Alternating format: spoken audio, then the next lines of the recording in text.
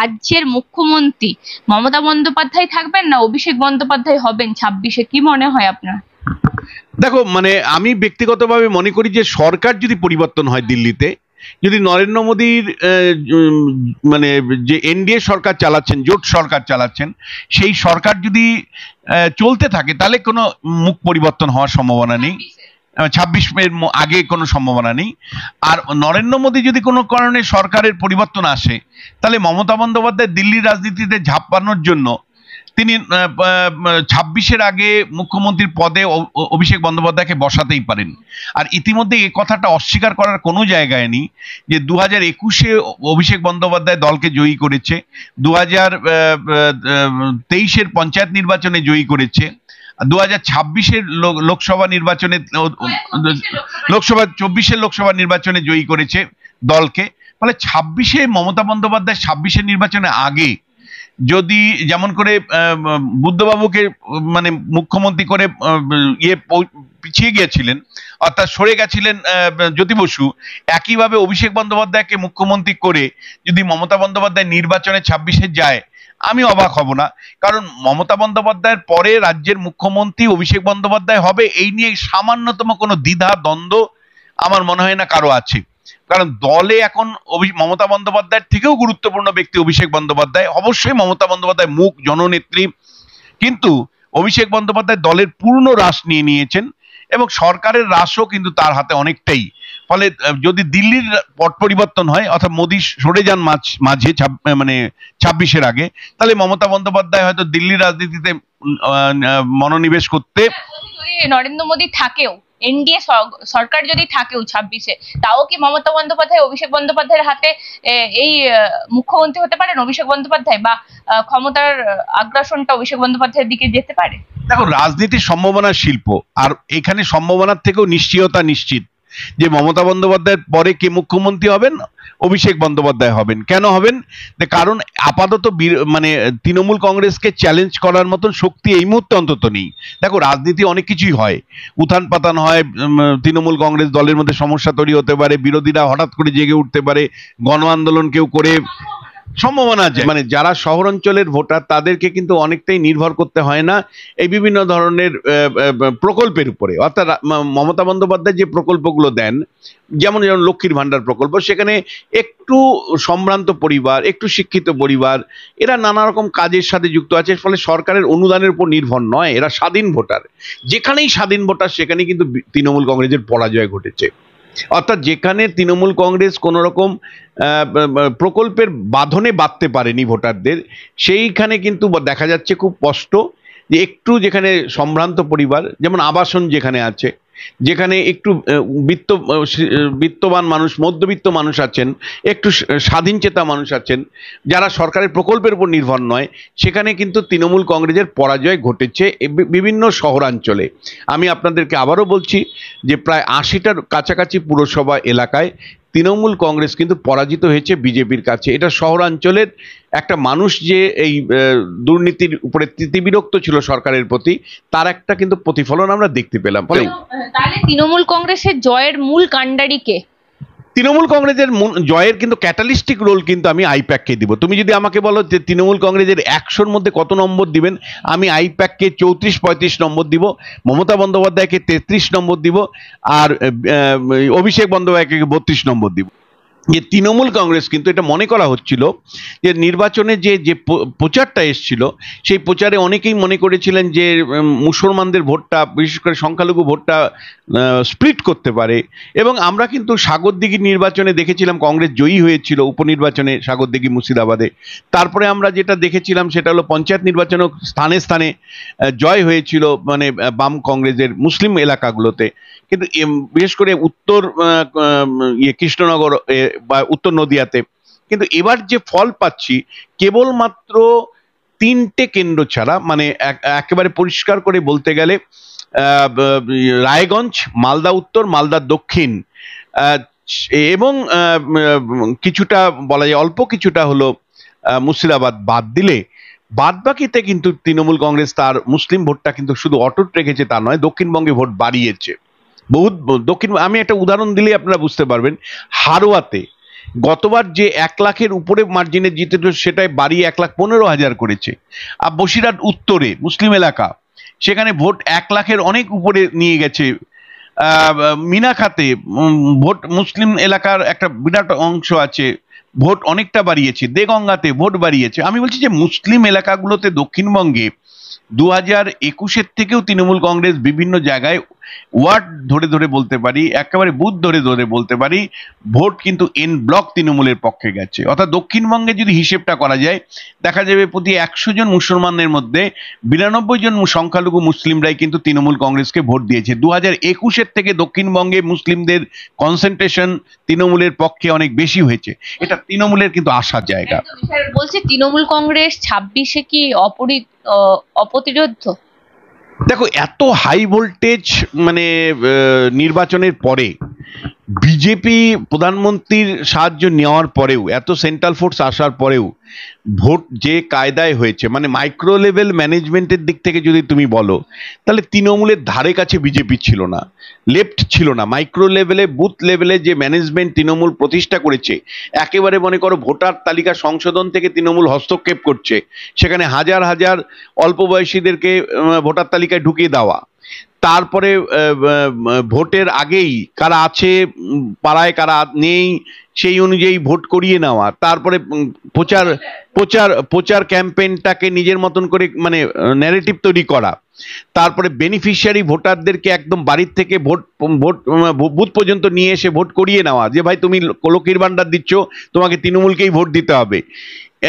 এবং এন্টার মেশিনারিতে তুমি আমাকে যদি বলো যে কে চ্যাম্পিয়ন, মমতা বন্দ্যোপাধ্যায় চ্যাম্পিয়ন তৃণমূলের জন্য, অভিষেক বন্দ্যোপাধ্যায় চ্যাম্পিয়ন, নাকি আইপ্যাক চ্যাম্পিয়ন, আমি বলবো আইপ্যাক চ্যাম্পিয়ন। 2024-এর লোকসভা নির্বাচনে তুমি আমাকে যদি বলো যে স্যার কোন কাকে আপনি 1 নম্বর মানে ভূমিকা পালনকারী হিসাবে দেখবেন, আমি আইপ্যাককে দেখবো। দেখো, ইতিবাচক দিক থেকেও দেখছি, আবার একজন রাষ্ট্রবিজ্ঞানের অধ্যাপক হিসাবে নেতিবাচক দিক থেকে দেখছি। ইতিবাচক দিক থেকে দেখছি এই কারণেই যে আইপ্যাকের ভূমিকাটা যদি না থাকতো, তাহলে তৃণমূলের পক্ষে কিন্তু এত সহজে জয় সম্ভব হতো না। আইপ্যাক একেবারে প্রার্থী কি বলবে, প্রার্থীর ইমেজ কি হবে, ইমেজ বিল্ডিং থেকে শুরু করে একেবারে বুথ লেভেল ম্যানেজমেন্ট, এই সমস্ত কাজটাই আইপ্যাক করেছে। এমনকি কাউন্টিং সেন্টারে ওরা যেভাবে ঢুকেছে মানে নানা কায়দায়, সেইটাও কিন্তু আমার কাছে মানে মনে হয়েছে যে আইপ্যাক একদম শেষ বিন্দু পর্যন্ত লড়াইয়ের ময়দানে ছিল। ফলে এই লড়াইটা যদি তুমি আমায় বলো, তাহলে বিজেপিকে লড়তে হয়েছে তৃণমূলের কর্মী সমর্থক যোগ রাজ্য সরকারের প্রশাসন, পুলিশ প্রশাসন, এবং 3 নম্বর হলো আইপ্যাকের বিরুদ্ধে। আইপ্যাক যে কৌশল নিয়েছে, তার বিকল্প কৌশল শ্রমিক বাবুরা নিতে পারেন না, বিজেপির নেতৃত্ব নিতে পারেননি, শুভেন্দু অধিকারীরা নিতে পারেননি। আইপ্যাক যে মানে আইপ্যাকের রোলটা বিরোধী রাজনৈতিক দল অ্যাসেসই করতে পারেনি, কেবলমাত্র সমালোচনা করেছেন। কিন্তু একটা বাইরের সংস্থা নির্বাচনটাকে কিভাবে পরিচালনা করতে পারে, কোন লেভেলে দলকে জয়ী করতে পারে, মানে 50% আসন কিভাবে 100% নিশ্চিত করেছে।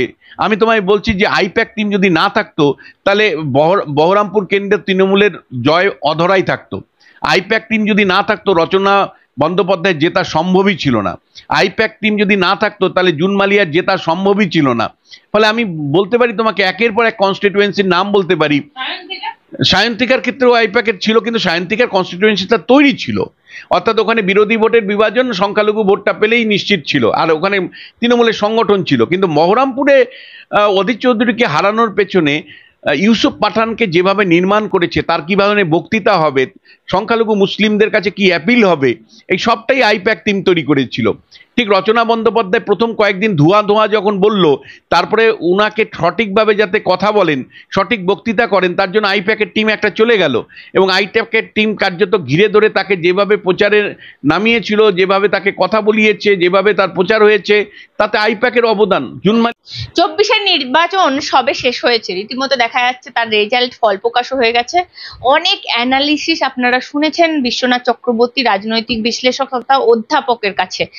তিনি এই মুহূর্তে দাঁড়িয়ে আমরা দেখছি উপনির্বাচন হওয়ার পথে, আমাদের রাজ্যে আবারও উপনির্বাচন ঘোষণা হয়েছে 4টি আসনে। ঠিক এই মুহূর্তে আমি যে বিষয়টা আলোচনা করব সেটা হচ্ছে তৃণমূল কংগ্রেস। আপনারা এর আগে বিজেপি শুনেছেন, সিপিএম শুনেছেন, কিন্তু তৃণমূল কংগ্রেস কি পেল, কি হারালো, সেটা আমাদের শোনা হয়নি। আমার সঙ্গে রয়েছেন অধ্যাপক বিশ্বনাথ চক্রবর্তী, স্যারের সাথে কথা বলবো। স্যার, 24-এ আপনি এর আগে বিজেপি বলেছেন বিজেপির কি অবস্থা, বা 26-এ কি অবস্থা সেটা বলে দিয়েছেন বিস্তারিত। আর তৃণমূল কংগ্রেস নিয়ে আপনি এখনো পর্যন্ত আপনার অবস্থান ক্লিয়ার করেননি। তো তৃণমূল কংগ্রেস এই মুহূর্তে দাঁড়িয়ে নির্বাচনে কি পেলো, কি হারালো এই 24-এর নির্বাচনে? খুব ভালো প্রশ্ন। আমি এবং এবার আজকে যারা তোমার দর্শক আছে আমি তাদেরকে বলতে চাই, এই ভিডিওটা পুরোটা দেখুন। তৃণমূল কংগ্রেস এই নির্বাচনে কি পেলো কি হারালো তার পূর্ণাঙ্গ বিবরণ কিন্তু এই ভিডিওটার মধ্যে থাকছে।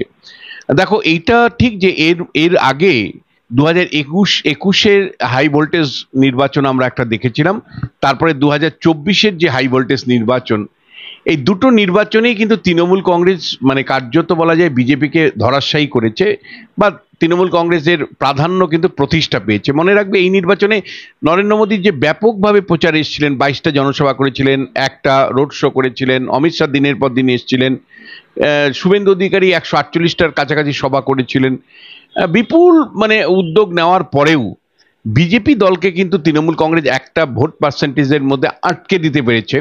এটা তাদের সবচেয়ে বড় সাফল্য, যে সর্বভারতীয় স্তরের থেকে উদ্যোগ, রাজ্যের থেকে উদ্যোগ বিজেপি যে নিয়েছিল, তারপরেও তৃণমূল কংগ্রেস বিজেপিকে 48%-এর একটু বেশি, অর্থাৎ 39%-এর মতন ভোটে কিন্তু আটকে দিয়েছে। এটা তৃণমূল কংগ্রেসের জন্য সবচেয়ে বড় গুরুত্বপূর্ণ বিষয় আমি মনে করি। দ্বিতীয় যে বিষয়, সেটা হলো যে তৃণমূল কংগ্রেস একটা চ্যালেঞ্জের সম্মুখীন হয়েছিল, বিশেষ করে দুর্নীতির ইস্যু যে বড় করে এসেছিল। শিক্ষক দুর্নীতি, 100 দিনের কাজের দুর্নীতি থেকে শুরু করে আবাস যোজনায় দুর্নীতি, সর্বত্র দুর্নীতির অভিযোগ, এবং দুর্নীতি একটা প্রাতিষ্ঠানিক রূপ তৃণমূল কংগ্রেসের বিরুদ্ধে এসছে। কিন্তু তৃণমূল কংগ্রেস কিন্তু এই দুর্নীতিটাকে এড়িয়ে যেতে পেরেছে, অর্থাৎ মানে একটা নেগেটিভ সুইংটাকে সে অনেকটা হলো আটকাতে পেরেছে আমি বলবো। কেবলমাত্র যদি আমরা একটু লক্ষ্য করি, দর্শক বন্ধুদেরকে আমি বলবো, তাহলে আপনারা দেখবেন যে পশ্চিমবাংলা যে শহর এলাকায়, সেখানে কিন্তু দুর্নীতির অল্প বিস্তর ছাপ পড়েছে। মানে একেবারেই দুর্নীতির ছাপ কি পড়েনি তো আপনারা যদি প্রশ্ন করেন, তাহলে বলবো যে আমি এই যা তথ্য বিশ্লেষণ করেছি তাতে আমি দেখতে পাচ্ছি যে 131টা পুরসভা এলাকার মধ্যে নোটিফাইড এরিয়া সমেত, তাতে আমি দেখতে পাচ্ছি যে প্রায় 82টা পুরসভাতে বিজেপি কিন্তু এগিয়ে আছে। আর কলকাতার মতন পুরসভাতে 47টা ওয়ার্ডে বিজেপি তৃণমূলের থেকে এগিয়ে আছে। হাওড়াতে একাধিক ওয়ার্ডে এগিয়ে আছে।